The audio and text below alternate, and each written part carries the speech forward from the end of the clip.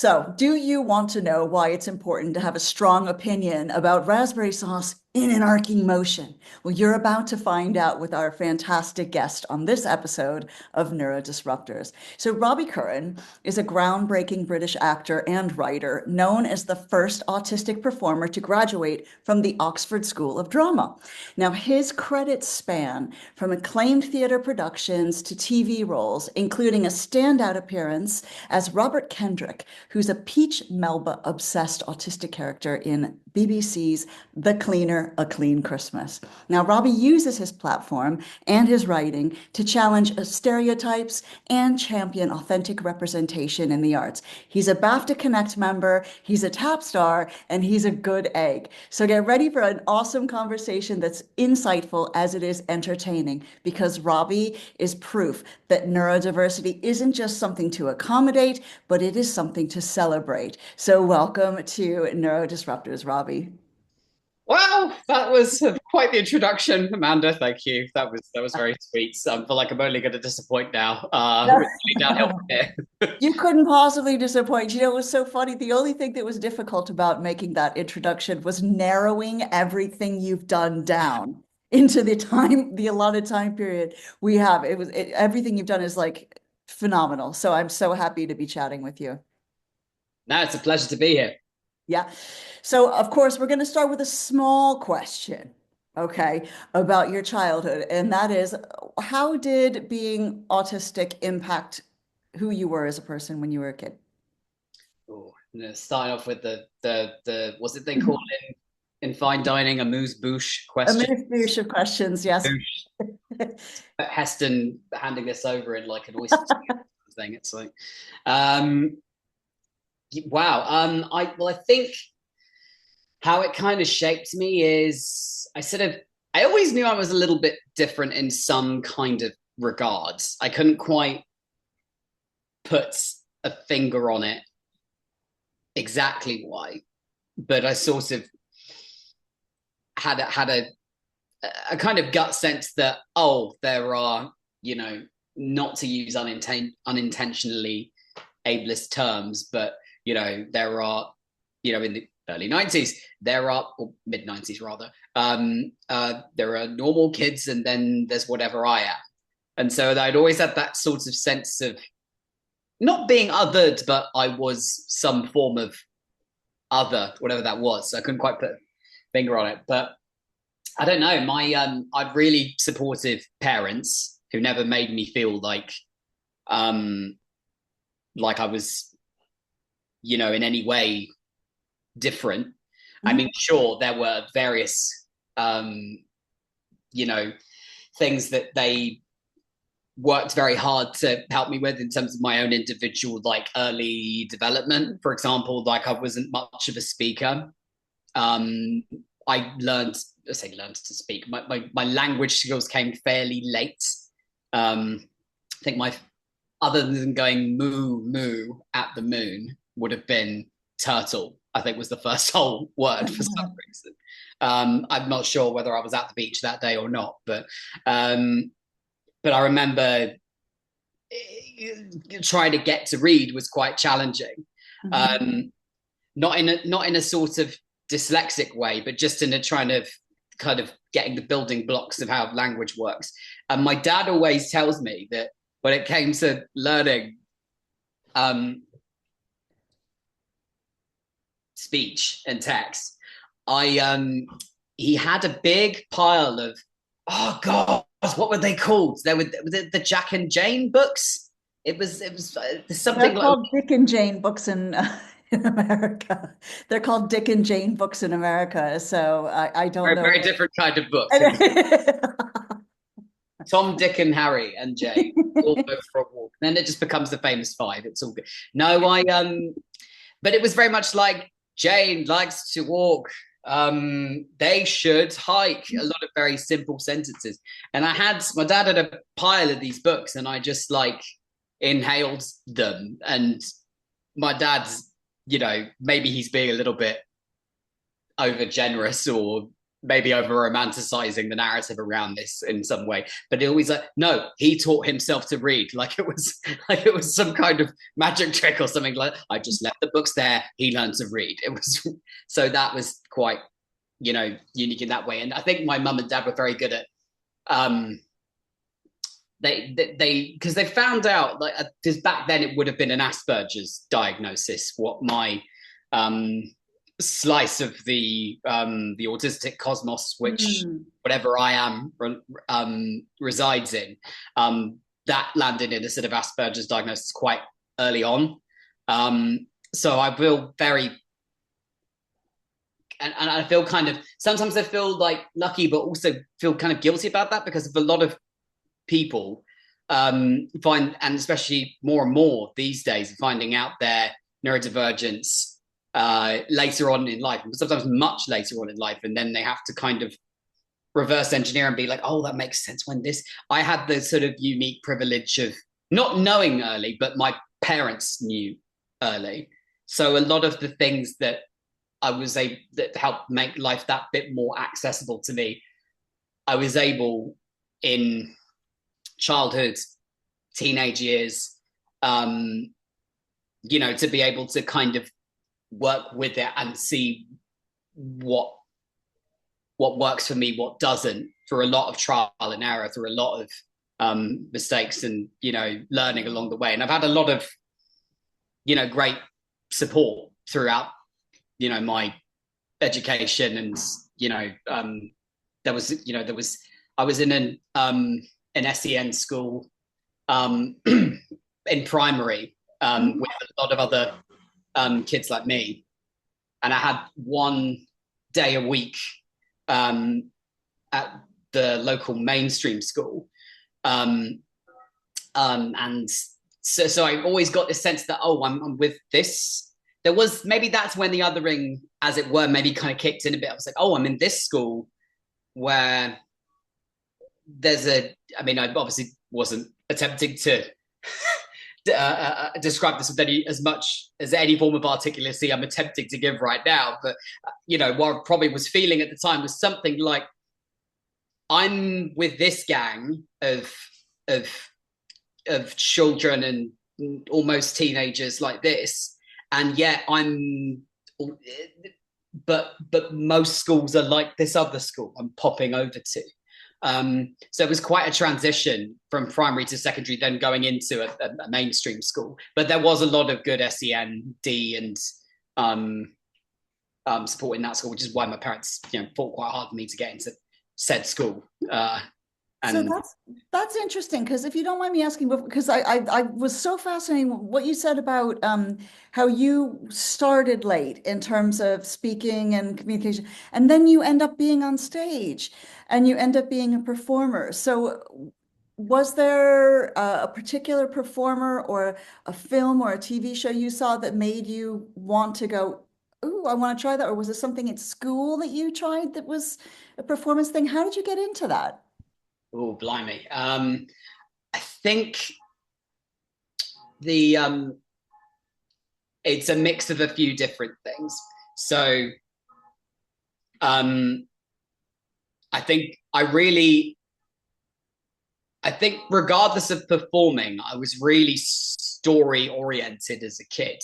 Like, I was, you know, not to conform to stereotypes of autism in any way, but I was a fiend for Thomas the Tank Engine growing up, and I had all the toys, would play with them on the regular, and I had a kind of obsession with the episodes and Ringo Starr's narration, and I could. There's literally, I think there was one time in maybe sort of early years where they asked, "Oh, what did everyone do this weekend?" And then I straight up put my hand, and I think sat on the teacher's, you know, lap or something, and just told a Thomas the Tank Engine episode, just repeated it verbatim. I can't remember, ironically, for the life of me, which episode it was, but you YouTube any of those those early Thomas things, they're all very short. So, you know, it must have been like 5 minutes or something, and a little round of applause. But I'd kind of, I'd thought there were moments of like liking to be on stage and things like that. I mean, the version that was probably quite odd as well, and this joins up with the whole yes, he learned to speak a little later, but when he did, what? I think the weird thing was I was in so we were in this my family lived in Singapore when I was very young, and because my parents are working out there, and which I loved. I loved living in Singapore. It was wonderful.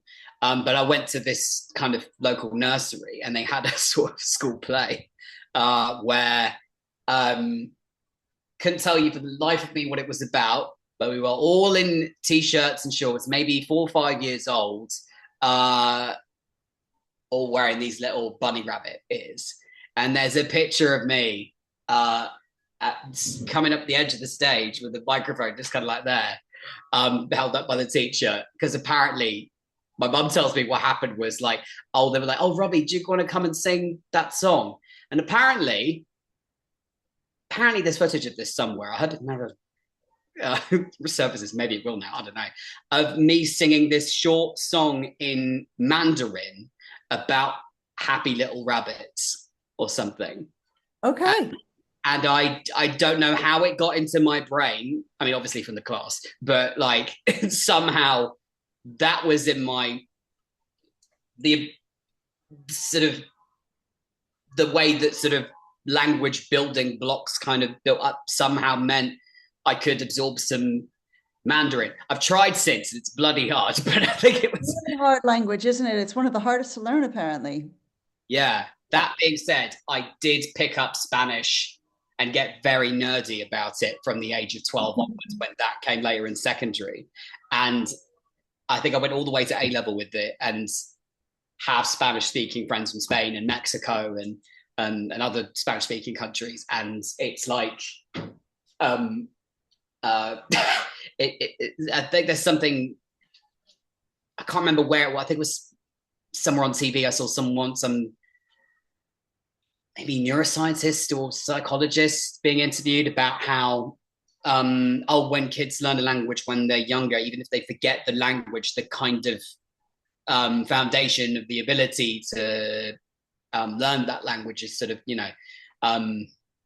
so I loved that. In fact, the other day I was filming the other day, and one of our grips was a Spaniard, and I think in between takes, I mean, we got on quite well, but in between takes, I was just trying to make him laugh by just quoting some random like Mexican things I'd learned on visiting Mexico City one time, just like, ¿qué pasó, güey? Vamos a hacerlo otra vez, like that kind of thing. And he was just like, he lost it after, before we would kind of due to go back again. And he was just like, man, you sound like those Mexican cartoons they sent on Madrid, man. So this is interesting because besides trains and rabbits, are there any other types of roles that you like to play? Like, is there one type of role that will like suck you in like a tractor beam and you're like, oh, I've got to do that one? I think I'd love to play Dudley Moore. Like if there's a Dudley Moore biopic, okay. Play Dudley Moore. I'd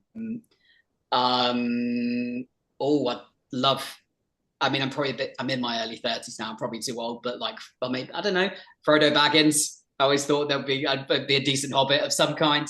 But I'd also like to, get my teeth back into Shakespeare at some point as well. I loved, doing Shakespeare growing up. Like I'd absolutely love to, maybe give Laertes a go, or even Mercutio. There's lots of parts in Shakespeare I'd love to sink my teeth into.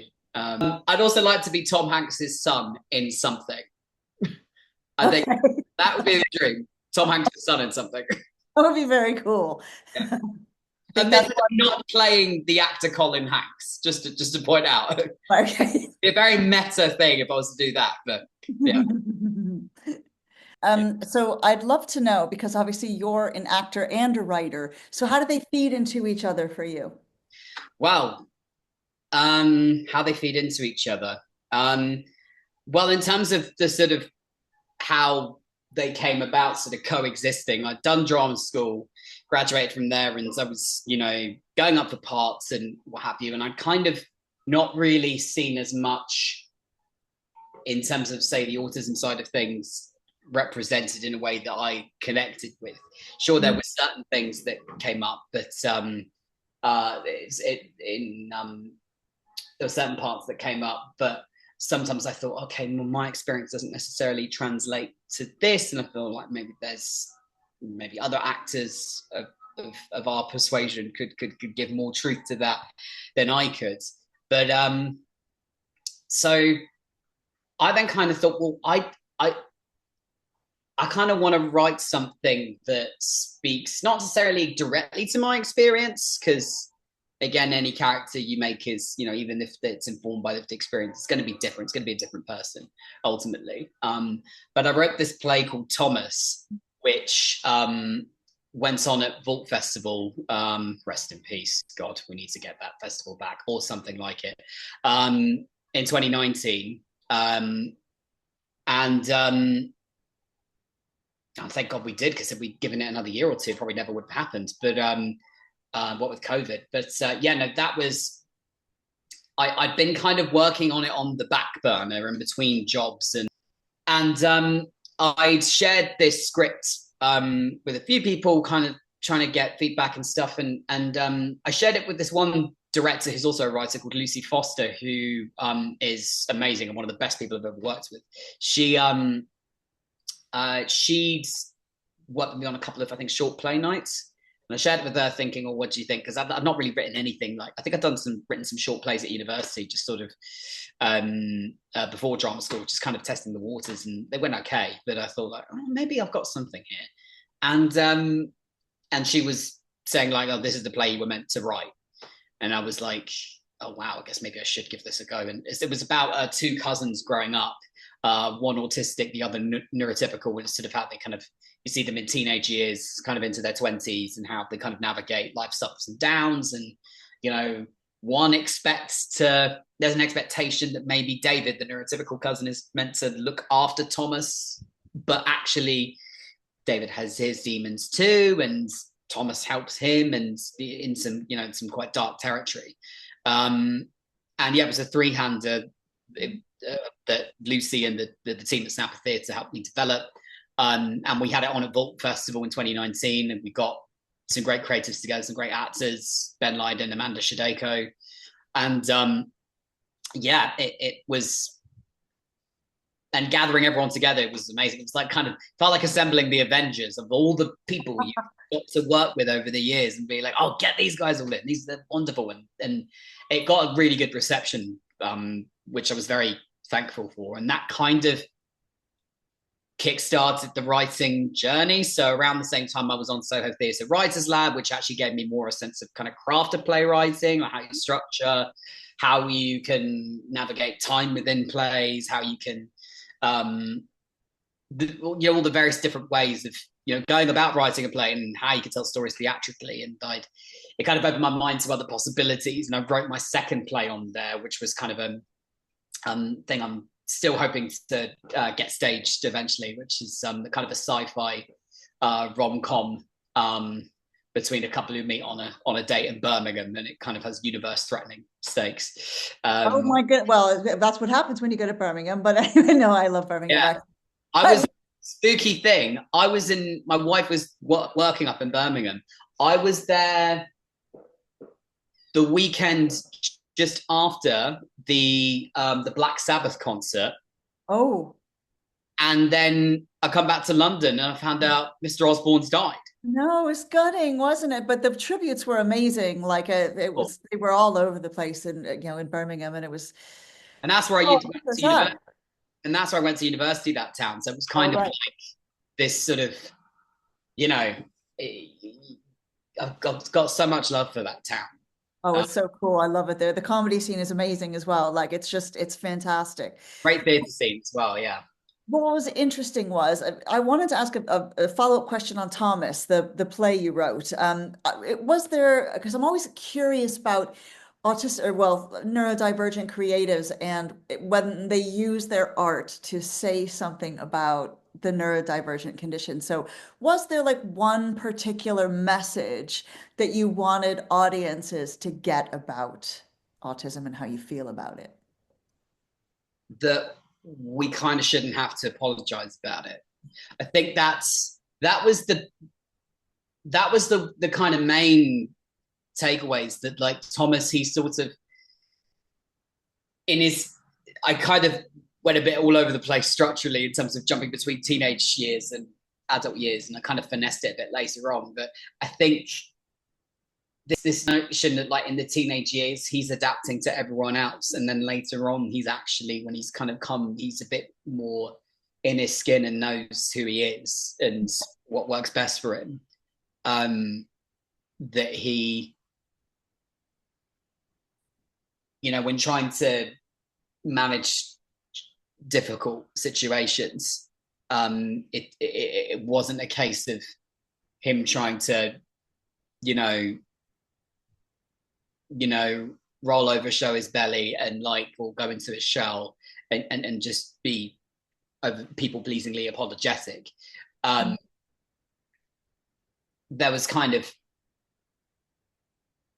There's a moment like towards the end where he's kind of like, he breaks the fourth wall a fair bit, where he kind of said, no, I'm done apologizing. This is what I need to do to help my cousin. I think the danger sometimes in neurodivergent narratives is that you can have something you want to share that is very unique to your lived experience or shared lived experience, but you want audiences to connect with your characters, whether they like your characters or not, whether they're likable or not. You want them to be understood in some way. And I feel like this notion of not having to apologize to yourself and accept yourself as you are is very universal. So I kind of thought, okay, well, if audiences can see that kind of arc in someone neurodivergent across their life, then that's, for whoever was in the audience that night, that might do maybe a smidge of, I would hope, good in terms of, seeing where the Venn diagram of empathy and experience is. So there's actually, despite the divergence of said neuros, there's actually, not to sound political, but like more that unites us in our experiences than divides us. And I kind of thought that was like, because he, in that play, he goes through things like, being bullied and being in and out of love, and, quite ultimately very human things. He, like a lot of us, is a different kind of human, but different doesn't, it sounds, I don't want to sound outdated and a bit late 90s, early noughties about this, sentimental, but, there's, the othering is not what makes him him. Him makes him him. The stuff that's part of his neuro tapestry is secondary to who he is. He's still an individual. He still has his beliefs, his, the people he loves, the people he wants to care for, his wants and needs in life. It's just, he's got a slightly different deck of cards to play with, and that's okay. I think that's really powerful, because there's a tendency for those of us who are neurodivergent to apologize and to bend ourselves, obviously, into a pretzel to get by. Or there was was it a TikTok or was it on Threads? I can't remember, or maybe Instagram.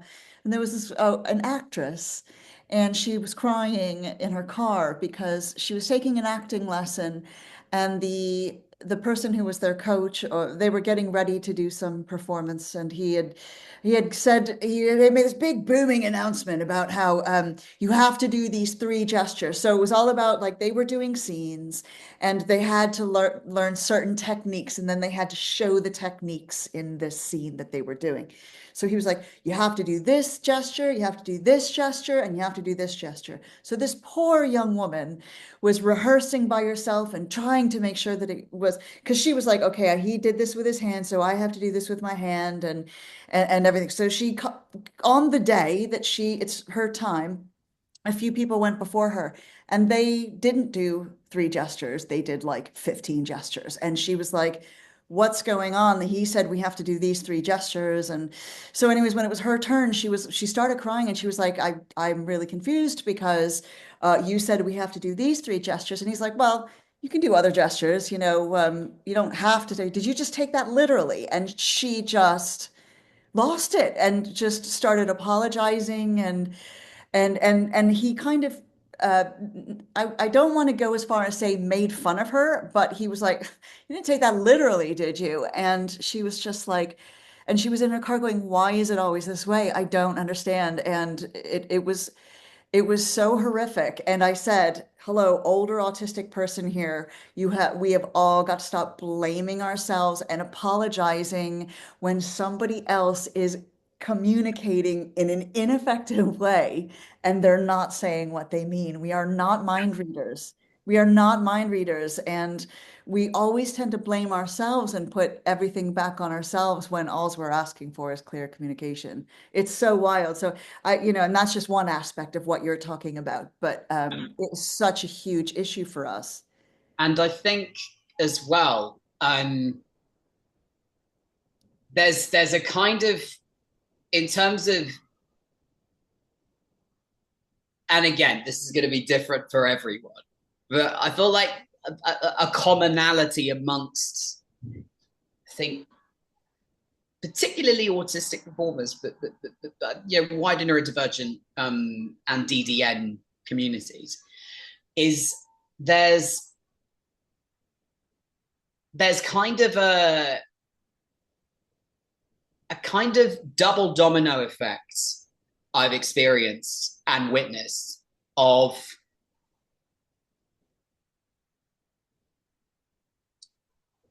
say I want to give a certain energy to a scene I'm intending. And I might, in terms of my own resting energy and the talkative face I was born with, and the neurodivergence that accompanies that, that can sometimes be a little overexpressive by accident. Or I might, due to the way you interpret, whether it's training or whatever it is, you might, because if I get an instruction, I'll commit to the instruction and I'll commit to it. And sometimes that can mean giving it, giving 100% to that one thing, but then you might lose, you might drop a couple of the other things that you hold on. But then that's the process of synthesis that you work on together. So over time, I've gotten a lot better, I would hope, a lot better at juggling and building and, collaborating people, whether it's in a play or on set, to give them what they need in a way that, again, they're not apologizing, going very kind and easier on myself, to be able to figure out, okay, what's most accessible for me. And, but also I can see when a fellow neurodivergent performer has, perhaps, I can see what they're trying to do and it's not quite coming across, but I can, without trying to sound like a mind reader, I know it talks about, we're not mind readers. Weirdly, I felt some odd empathy, telepathy, so to speak, of, I know you're trying to do this and it's not quite working, but I know you're trying to do it. Yeah. But then that might read to, let's say, a lesser experienced pair of eyes than you or I, Amanda, on this topic, that might, to, I don't want to say the naked eye, but you know what I mean, seem odd or way too different or way too off kilter, and then be like, oh wait, what are they doing? What the hell's that, so to speak? I mean, I remember I once I was in a class somewhere, and I was doing everything the teacher was instructing, and she was giving a lot of instruction to a big group of us, and there was a lot of voices, there was a lot of energy in the room, and I was trying to match said energy, and it got to a point where she suddenly she kind of looked at me and went, kind of, be real, like that, kind of like, no, just be real. And I was thinking, the hell? It's like, I'm here to study and learn, but whoa, you know what I mean? And to have some empathy for the person who said instruction, there is part of me that thinks that a lot of and I think this is what's really great with organizations like Triple C and Access All Areas and the TV Access Project, there is an empathy on the side of us DDN guys to know that a lot of the kind of, I don't want to say harshness, but the butting heads, a lot of it comes from, on the sort of non-disabled side, from what I've observed, a lot of it comes from a fear and insecurity of them getting it wrong, because they may be a little discomforted about what they're seeing in some way, not in a sort of not in a kind of way, not like that, but sort of, it's like when you have, it's like with this is why DEI is so important, is that when you have greater representation of whether it's global majority or LGBTQ community or DDN, disabled deaf neurodivergent community, whatever, lesser represented group, when we will take up some space in a creative environment or a very visual environment that's to be shown in towards a wider audience, I think there's an element on the part of the audience that is trained not to see that, or the creative teams that are trained not to see that, to kind of get over that initial discomfort, because it's an unconscious thing of like, oh, that what it's part of what I would hope would be progress in terms of our storytelling, and it's getting there slowly but surely. But I do think a lot like that sort of, I mean, bearing in mind the Be Real note was maybe something I heard 10 or so years ago, and a lot has changed since then. I think there's a lot of people who are brilliantly being great allies, and I was at the Triple C's event at the National Theatre last week, and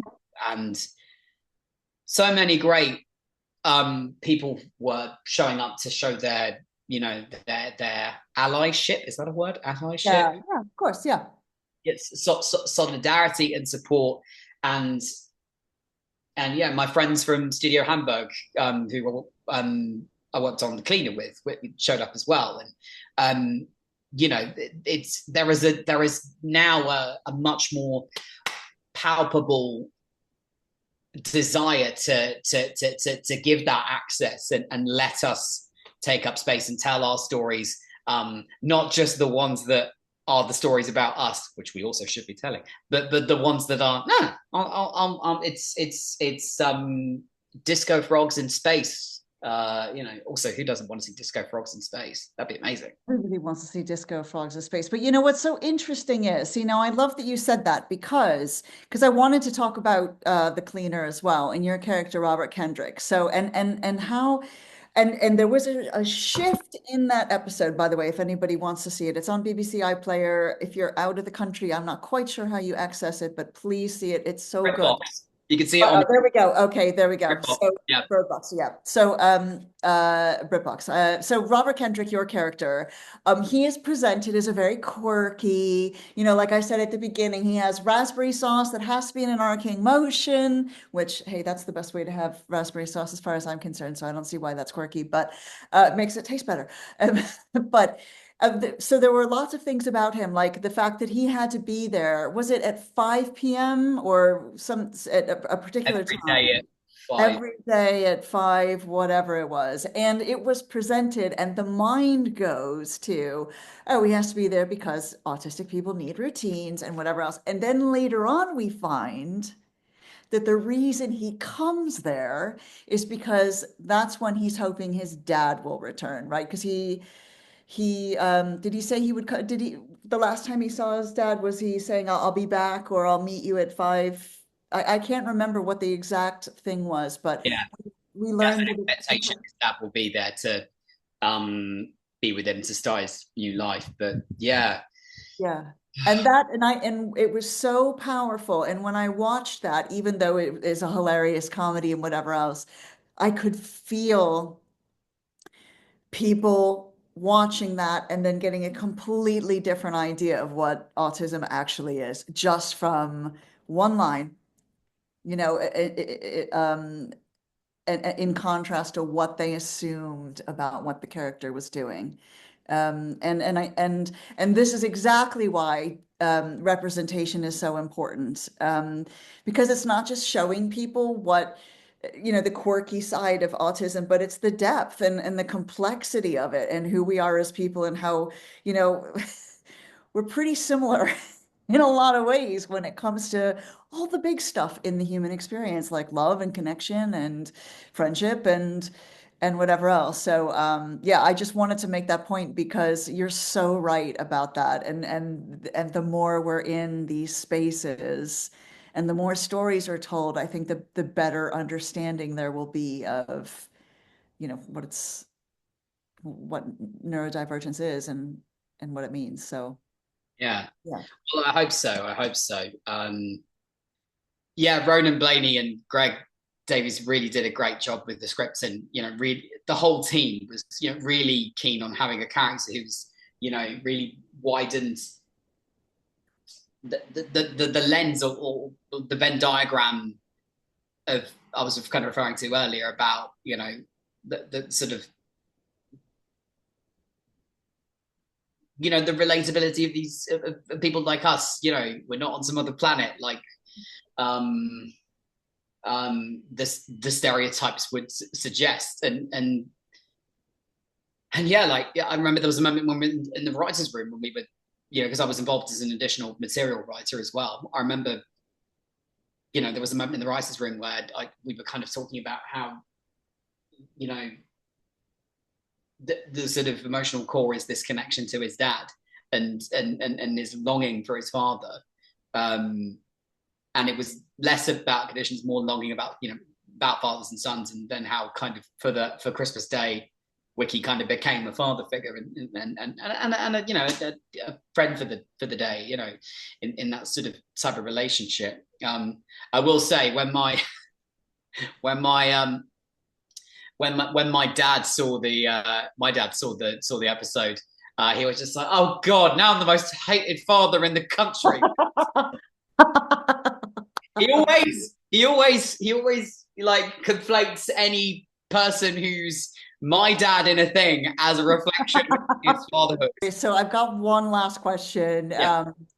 And that is this: if you could give one piece of advice to neurodivergent people who want to get into the arts, acting or whatever else, what was the one piece of advice you give them? Oh, piece of advice. Who are from the same kind of, neurodivergent background as me, or just anyone, anything that they need to look out for, or just like a hack that worked for you, or something else? Oh man. Because for me, like speaking as a creative, I'm always tell people stay open and be willing to make your own stuff. Yeah. Because then that way, you can define your experience and who you are and your timetable and everything else. So that would be, something that I would tell them. But what do you I think? I think well, I'm going to hodgepodge a couple of different ones. Um, the the the the the big one is like just give it a go, Yeah, because you'll never know unless you try. And yeah, chances are there is a place for you in this industry, in one shape or form. I didn't realize at the start that it was going to involve as much writing as it does right now. And then that's become a tandem, like a kind of beautifully tandem thing I kind of co-develop.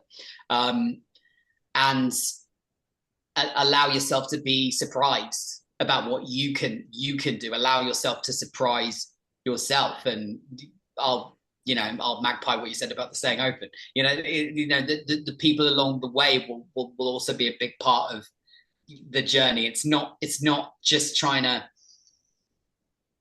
it's what Barry Jenkins about said, like, you don't network up, you network sideways. There'll be yes. that you like, come on, whoop whoop. It's like, what's that game, Katamari, where you're a rolling ball and you have all these furniture attached to you as you go, like Katamari your way through the industry. And also, to hodgepodge two other pieces of advice I'd seen. I think I saw ION Neurodisruptors from the Bear say about, like, you sometimes just got to take a gamble on yourself. And I was like, thank God, I'm so glad I took a gamble on myself, because at least you can try to find out.